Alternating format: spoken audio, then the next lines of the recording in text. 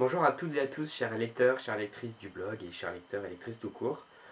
Donc bienvenue dans une nouvelle vidéo du cahier lecture de Nathan, qui est le blog que je tiens, avec cette envie de partager et de vous montrer ma bibliothèque.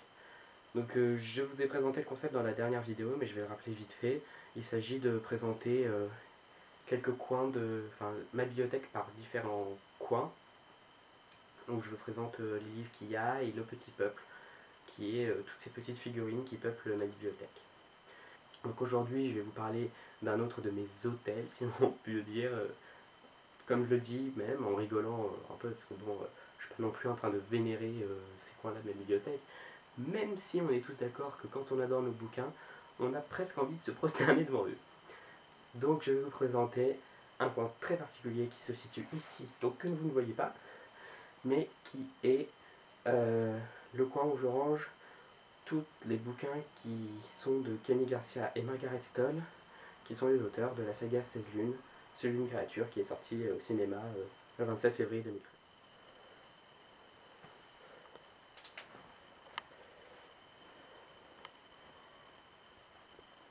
Donc, comme vous pouvez le voir, c'est encore plus lourd que les livres de Timothée Fourmel la semaine dernière. Mais je vais tout de suite poser ça, parce que là c'est vraiment très encombrant, et vous les présenter. Donc mon histoire avec Kenny Garcia, Margaret Stoll, 16 lunes, tout ça, ça commence en 2010 à la sortie du bouquin. J'en avais entendu parler sur Lecture Academy, et j'avais vraiment eu très envie de le lire, et un soir, ma mère était revenue avec, j'étais trop content, je l'avais commencé le soir même. Pour la petite anecdote, j'étais tellement à fond dans le bouquin le soir que j'avais renversé ma bouteille d'eau dans mon lit. Je crois qu'il y en a un qui est allé sur le bouquin, je sais plus, mais ça se voit pas de toute façon. Il a tellement été lu et relu qu'on ne voit plus le titre, qui est 16 lunes. Et j'avais partagé ma passion sur... Alors, à l'époque, il n'y avait pas mon blog. J'avais partagé sur le forum 16 lunes qui avait été créé par Laura et Audrey, deux fans de la saga, qui ont chacune un blog. Et ma passion a grandi au fil des années, et que les bouquins sortaient, tout ça, et que je partageais sur le forum, etc. Mais finalement, j'y vais plus sur le forum, il est un peu tombé à l'eau, tout ça. Et c'est plus la même chose qu'avant, mais j'ai quand même passé de très bons moments sur ce forum et avec le bouquin. Je n'ai pas les autres tomes, simplement parce que je les ai prêtés. Donc je pourrais pas, je pourrais pas les montrer, mais c'était déjà assez grand. En tout cas, je peux vous montrer un cadeau que m'a fait une amie qui s'appelle Jennifer, qui tient un blog juste énorme sur la saga. Celui d'une créature, enfin c'est la version mais avec la couverture du livre. Sauf qu'il a la particularité d'être... Mon dédicacé c'est un bien grand mot, on va dire signé. C'est pas grand chose, mais j'étais déjà super content. C'est-à-dire que chaque fois que les auteurs viennent en France, je ne suis pas là ou je ne peux pas aller les rencontrer. L'année dernière, elles sont allées à Bordeaux, ce qui est tout près de chez moi. Malheureusement, je ne pouvais pas y aller ce week-end-là, donc j'étais vraiment très déçu. Mais une fois, j'ai reçu... Enfin, Jennifer m'a envoyé un colis avec celui-là et avec notamment aussi ces marque-pages-là et un poster Sublime Créature, mais le manga. Donc, tant qu'on est dans les marque-pages, je peux vous montrer les autres marque-pages que j'ai. Ceux, donc, 16 lunes, voilà. Et ceux-là, c'est moi qui les ai faits. Voilà, tant qu'on y est. Donc voilà pour la saga en français, c'est-à-dire que... Ah non, je peux aussi vous montrer le manga qui est sorti pour le film l'année dernière. Les dessins sont pas mal, enfin, j'avais bien aimé. En plus au début c'est en couleur, c'est quand même plus joli.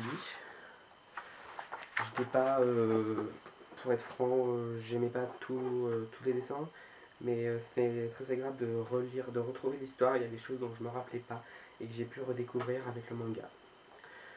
Donc le film, vous avez dû en entendre beaucoup parler sur mon blog si vous le suivez depuis au moins fin 2012.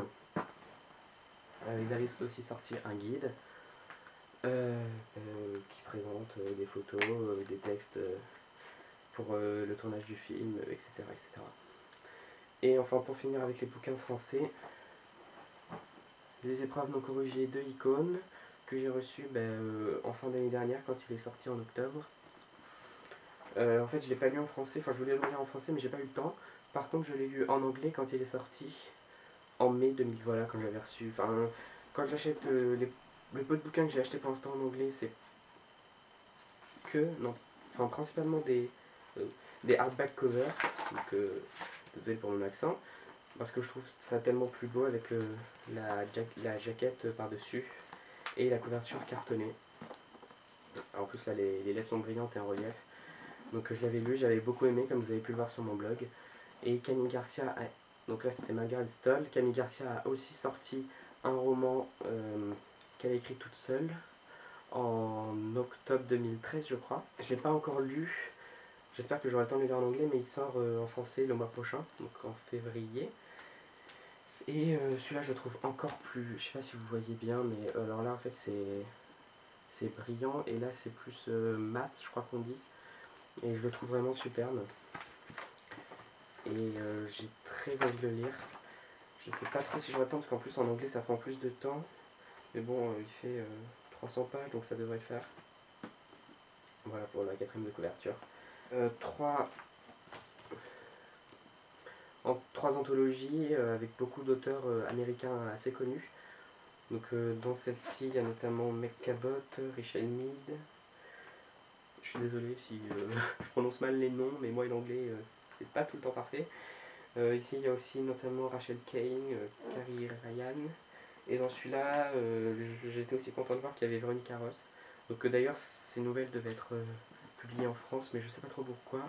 Finalement ça a été repoussé et on n'en a pas entendu parler depuis, donc je sais pas si elle peut paraître en France. J'ai pas encore lu ces recueils non plus.